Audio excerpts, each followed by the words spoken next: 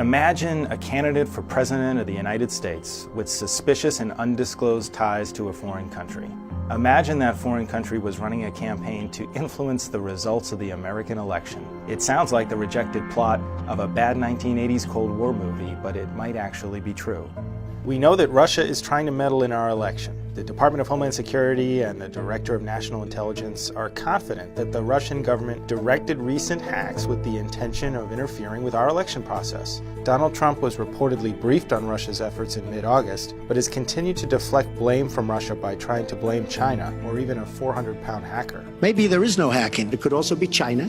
It also could be somebody sitting on their bed that weighs 400 pounds, okay? Russia has been propping up far-right parties in countries across Europe. Golden Dawn in Greece, AfD in Germany, Marine Le Pen's National Front in France. They're xenophobic, nationalist, anti-immigrant, anti-Muslim, and they want to weaken the European Union. Russia has also been connected to the use of politically motivated hacks and strategic leaks as weapons of cyber warfare. So why would Russia and Putin have an interest in seeing Donald Trump win the election in November? It's because it's frightening how closely the foreign policy of Trump aligns with Putin's preferences, and concerning enough that the former acting director of the CIA said that Putin had recruited Trump as, quote, an unwitting agent of the Russian Federation. Russia's #1 foreign policy goal is to weaken the European Union and NATO. Trump's called NATO obsolete. I think NATO may be obsolete. And suggested he wouldn't defend our NATO allies unless they pay up. They gotta pay. Trump's even called for removing American troops stationed at our bases overseas, undermining our ability to stand up to Putin.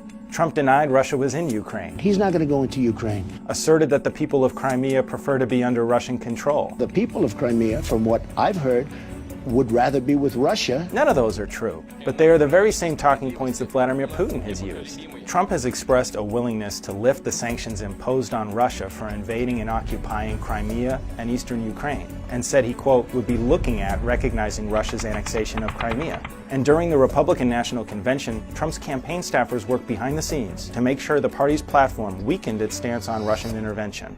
Trump has surrounded himself with foreign policy advisors connected to Putin and Russia. Yes, the campaign chairman who appears to have received secret millions from the pro-Kremlin dictator resigned, but that's far from the end of the story.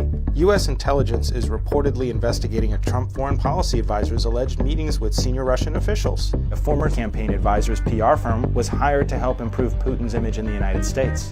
And then there's Michael Flynn. When Trump received his first classified intelligence briefing, it was Flynn who he brought in the room with him. Flynn has defended Russian intervention in Syria, where their airstrikes have killed more than 1,000 civilians. Flynn has praised Russia's influence in Europe and regularly appears on the Kremlin-backed propaganda outlet Russia Today. And how many former top spies in the U.S. military would surprise everyone by showing up at a black-tie gala in Moscow where Putin was the marquee speaker? The other half of the equation is that we have no idea how deep Donald Trump's financial interests and ties to Russia really go.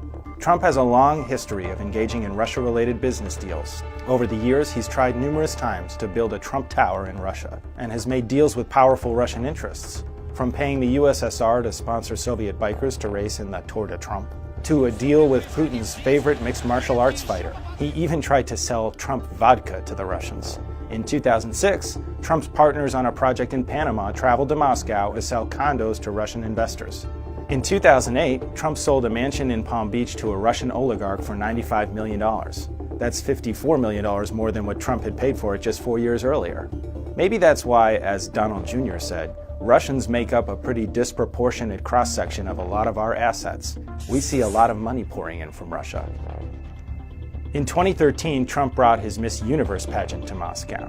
Trump bragged that almost all of the oligarchs were there.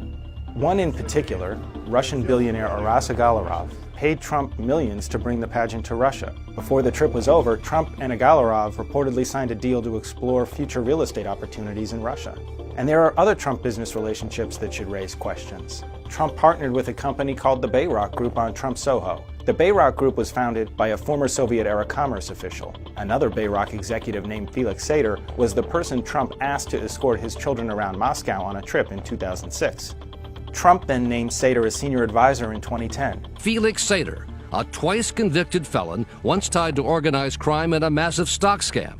Another business partner on that Trump Soho project was the Sapir Organization, whose founder Tamir Sapir was from the former Soviet Republic of Georgia, and whose family Trump has called great friends. The Sapir organization has long been rumored to be connected to organized crime, so I want to put a fine point on this. We have here a presidential candidate with deep ties to Russia, who won't disclose anything about them, who consistently echoes Russian talking points, who appears on Russia's propaganda network, who hires staff with Russian ties, who has defended Putin's actions, who has exhibited little regard for democracy or human rights. Music to Putin's ears. No one should feel comfortable if we get to November without far better answers about how much Trump has invested in Russia, and more importantly, how much Russia has invested in Trump. Because what we have right now is a Trump policy agenda that aligns far more closely with the interests of Vladimir Putin and Russia than the interests of the United States. Far from Trump's claim of America first, that's Russia first. And it's not someone who should be our next commander-in-chief.